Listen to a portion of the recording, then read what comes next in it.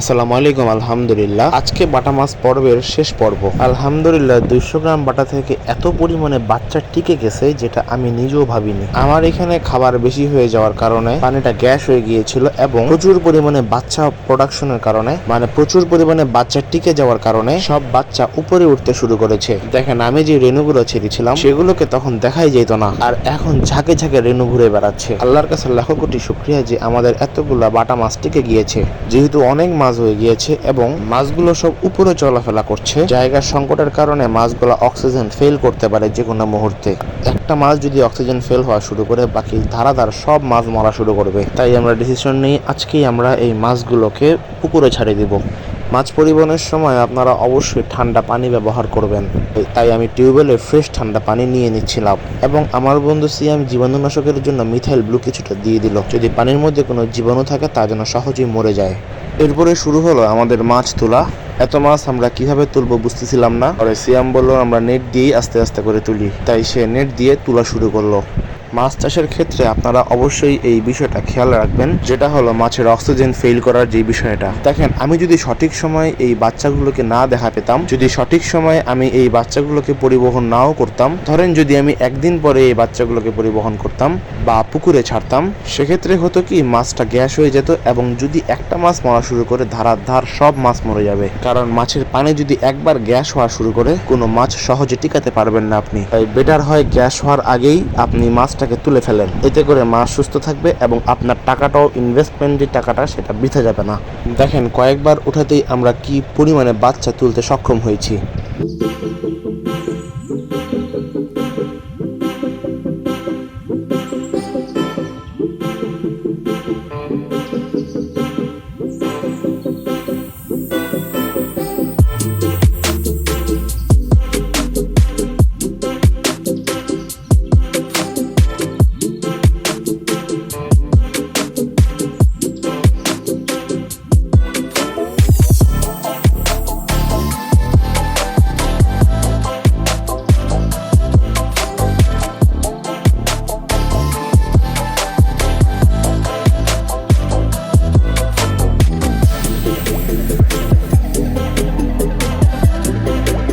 Almost বেশিরভাগ মাছটা আমরা তুলে ফেলি। আমরা যতটুকু সম্ভব পেরেছি সবগুলোকেই, প্রায় 80% মাছ আমরা তুলে ফেলার চেষ্টা করেছি। কিছু মাছ রেখে দেওয়ার কারণ এগুলোকে আরো বড় করে আমরা পুকুরে ছাড়বো। যদি কোনো কারণে এই মাছগুলো না টিকে, আমি তো জানি না যে পুকুরে ছাড়ার পরে এই মাছগুলো টিকবে কিনা, তাই আমরা আরো কিছু মাছ হাউসে রেখে দিয়েছি, যা আমরা বড় হলে তারপরে ছাড়বো। এখানে কি পরিমাণ মাছ আছে আপনারা কল্পনা করতে পারবেন না। সবই সম্ভব হয়েছে আল্লাহর অশেষ রহমত এবং আপনাদের দোয়া ও ভালোবাসায়।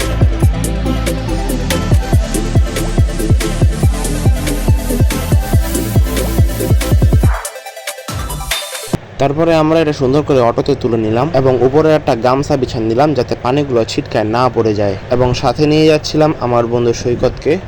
মাছ পরিবহনের সময় আর একটা বিষয় আপনাদেরকে বলে রাখি, মাছের পানিতে সবসময় বাড়ি মারবেন, এতে করে পানির অক্সিজেন সাপ্লাইটা তৈরি হয়ে যায় অটোমেটিক্যালি। আমাদের পুকুর পাড়ের কাছে আমরা পাতিল্লাকে নামিয়ে নিলাম। যেহেতু মাছের পরিমাণটা বেশি, এতটুকু পানিতে এতগুলা মাছ পরিবহন করাটা ঠিক না। যেহেতু ছোট মাছ তাই কোনো সমস্যা হয় নাই আর কি।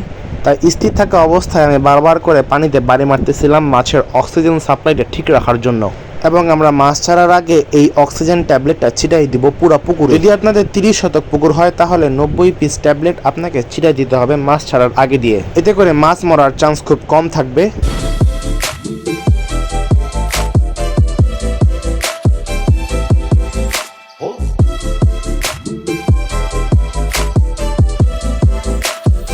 পুরো পুকুরে মাছ ছাড়ার আগে দিয়ে ট্যাবলেট আপনাকে ছিটাই দিতে হবে, এতে করে মাছের কোনো যেন অসুবিধা না হয়।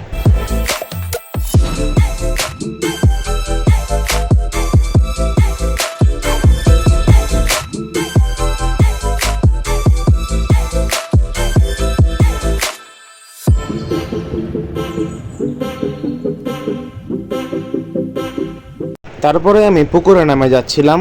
সেদিন এতটা পরিমাণে রোদ ছিল যেটা বলার বাইরে, ক্যামেরার ব্রাইটনেস পর্যন্ত ফুল হয়ে যাচ্ছিল।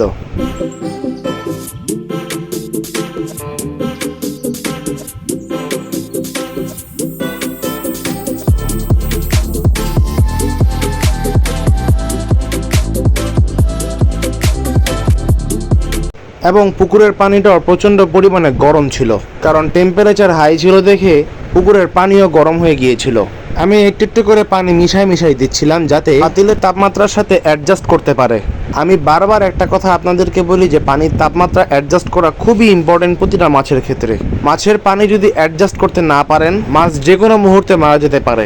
তাই আমি বারবার পানিটা মিশাই আগে ঠিক করতেছিলাম তাপমাত্রাটা, তারপরে একটু একটু করে পাতিলটাতে পুরো ডুবাই দিচ্ছিলাম, মাছগুলোকে ছেড়ে দেওয়ার চেষ্টা করতেছিলাম। আমি সবসময় চেষ্টা করি আমার নিজস্ব যে জ্ঞান তা আপনাদের সামনে তুলে ধরার। এতে যদি কখনো আমার ভুল হয় তা আপনারাই আমাকে শুধরাই দিবেন। সবাই আমার জন্য দোয়া করবেন এবং আল্লাহ যেন আমার ব্যবসায় বারাকা দান করে। আসসালামু আলাইকুম ওয়া রাহমাতুল্লাহ।